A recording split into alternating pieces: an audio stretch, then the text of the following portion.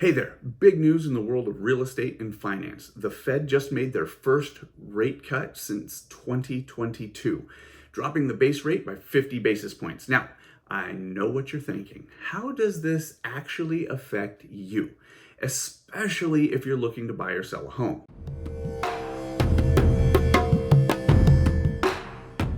If we haven't met, my name is Nathan Necochea. I'm a realtor here in Orange County, and my goal is to keep you informed about our market while offering some insights on how you can leverage that information. So yes, the FOMC just did something we haven't seen since 2022. They cut the federal base rate by 50 basis points. This is the first rate cut in a while. But before you pop the champagne, let me clarify something. Mortgage rates and the Fed base rates are kind of related, but it's more like in a Kevin Bacon 6 degrees of separation sort of way. There's a connection, but it's not a straight line. Kind of like how between 1975 and 2020, there was a correlation between the number of UFO sightings in Utah and the number of patents granted in the United States. Crazy, right? But this is big news for buyers who've been sitting on the sidelines.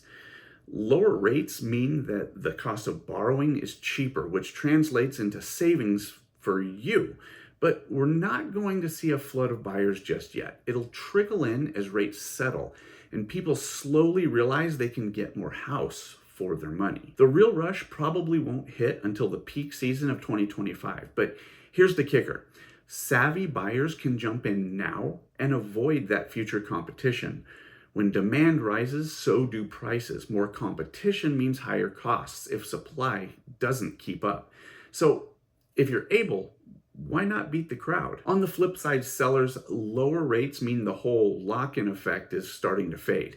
You know, that mental block where you look at your current mortgage rate and think, well, I can't move now. But that gap between your old rate and a new one is closing. That means that upsizing, downsizing, or relocating might start to look a whole lot more doable. Sellers, this could be your chance to take advantage of the growing demand while we're still dealing with tight inventory. Sure, waiting until spring sounds like a plan on paper, but would you rather be selling one of 5 homes or one of 20? More buyers, fewer homes.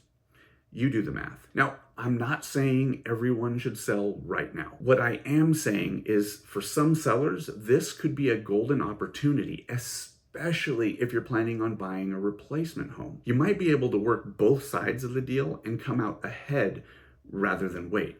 Focus on the whole picture, not just selling for a bit more later just to pay more when you buy. Now, let's talk mortgage rates. Are they about to plummet? Not exactly. I think we'll see them flirting with dipping below 6%, but don't expect a nosedive. You'll likely see some fluctuations of 10 to 20 basis points in either direction, but I don't see huge swings incoming. And yeah, we're expecting another rate cut later this year, but don't expect that until after the election. But either way, I think this is already baked into the cake, and it'll stabilize some of the volatility without giving us any drastically lower rates this year. During his Q&A, Jerome Powell was asked about the impact of lowering rates on already high home prices. Here's really what he had to say. Some of your colleagues have expressed concern that with starting to cut rates, you could reignite demand in housing and see prices go up even more. What's the likelihood of that, and how would you react to that? So the housing market, it's hard to game that out. The housing market is in part frozen because of lock-in with low rates. People don't want to sell their home, so because they have a very low mortgage, it'd be quite expensive to refinance. As rates come down, people will start to move more, and that's probably beginning to happen already. But remember, when that happens, you've got a seller, but you've also got a new buyer in many cases. So it's not obvious how much additional demand that would make. I mean, the real issue with housing is that we have had and are on track to continue to have not enough housing. And so it's going to be challenging. It's hard to zone lots that are in places where people want to live.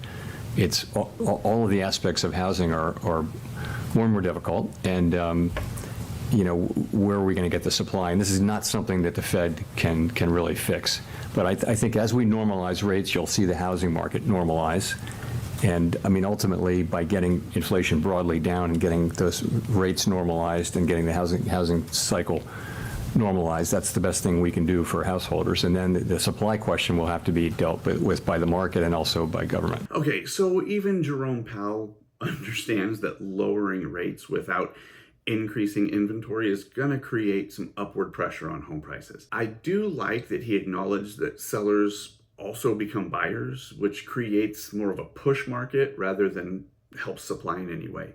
When I see this, it gives me more confidence in my recommendations to buyers and sellers about how important it might be to really take a look at making a move sooner rather than later. There are definitely pros and cons to both options, but which is best for you and your situation? So whether you're buying or selling or watching, the market is definitely shifting. And the smart play, take a good look at what's happening right now. Don't miss a wave just because you're waiting for the perfect storm. Subscribe for more tips and drop a comment if you're ready to make a move. Until next time.